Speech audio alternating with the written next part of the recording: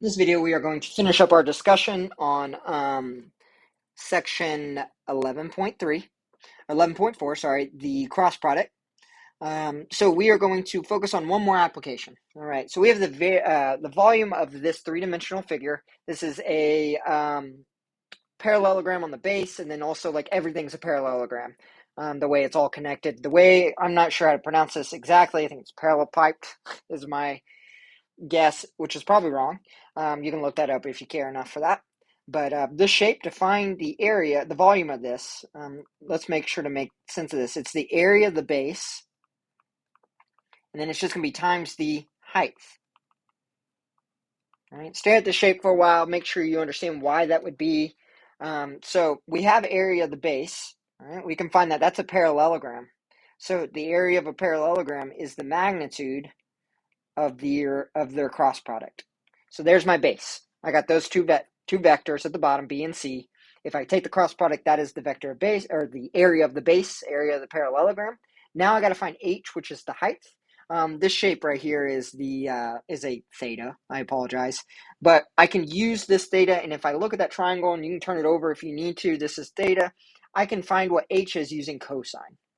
So cosine of theta, cosine is adjacent over hypotenuse. Remember, if I use a side of a vector, it's got to be its magnitude, which tells me that h is equal to the magnitude of a times cosine of theta. So I'm going to replace that here. Magnitude of a times the cosine of theta. Now, I do want you to recall something that's going to help us out here. Recall that we have u dot v is equal to the magnitude of u times the magnitude of v times cosine theta. So notice that this right-hand side here matches what we have. So if I'm going backwards, how I do that is I'm going to flip my numbers too. I have A dotted with B cross C. Stare at that formula for a little bit.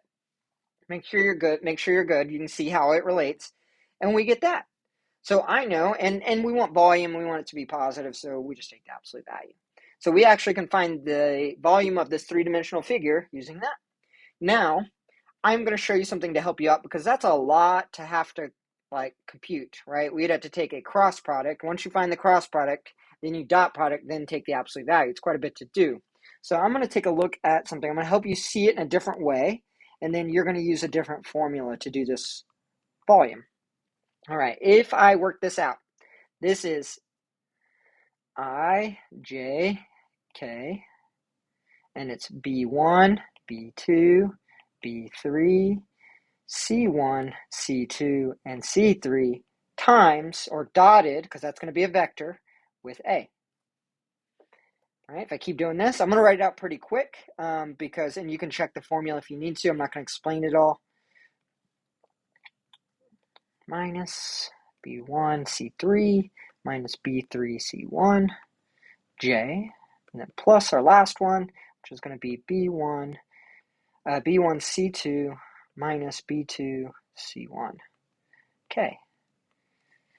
And all this is being times by, let me move this.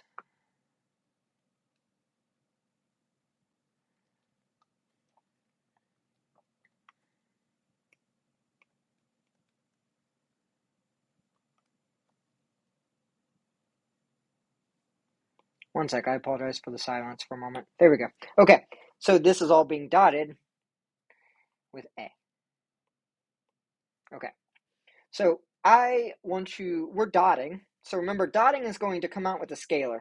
It means that I'm going to do this thing, and I'm going to do some abbreviations now to make our life a little easier. Let's call this whole thing right here number 1. Let's call this whole thing right here number 2, and this whole thing here number 3. If I were to dot, that's vector, this is a big vector, right? I, J, and K. 1, 2, and 3 are those components. And then A also has components. So if I were to find the dot product to be number 1 times A1 plus number 2 times A2 plus number 3 times A3. Look through that, make sure you're okay with that. It's a vector. This is a vector dotted with a vector. So each component. But if you notice, maybe we can think about this a different way. Maybe this could be, this took place of our I, right? This took place of our J. And this took place of our K. If we compare this line, oops, I'm going to star it, didn't work. Compare this line to when we multiplied it here inside, right? It's that number 1 times I, number 2 times J, number 3 times K. But we replaced each one of those. Well, if I work backwards from here, I can actually put these back into the matrix. And instead of using I, J, and K at the top, I would use A1, A2, A3.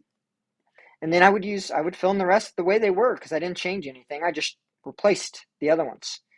So if I wanted to find that volume, this is equal to A dotted with B cross C. So we can actually find the determinant of that 3 by 3 matrix rather than finding a cross product and then dotting. Right, this matrix, this determinant actually has a name. The name is called a triple scalar product. The cross product can also be computed to compute the volume. So we can have this volume given this, and look, this is what we just talked about. That's the volume. It's called a triple scalar product, and we do it this way. That is equal to that. Now, be very careful. Last semester, everybody wanted to call this the cross product. This is not the cross product. They would do the cross product problem and try to do that. It wouldn't even make sense because you wouldn't have enough components. This is a triple scalar product. The only thing right now,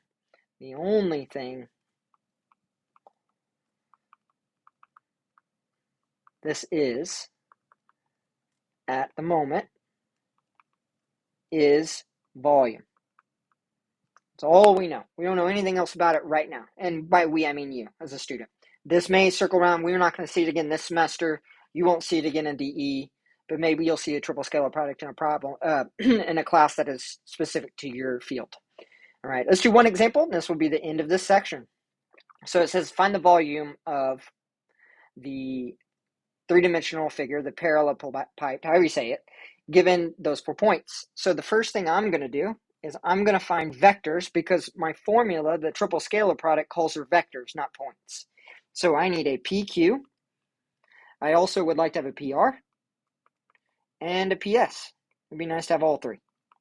All right, so I just subtract. Luckily, P is 0, so these are all going to work out really nicely. It's just the same numbers. So there's PQ, PR. If I subtract those, I get the same thing.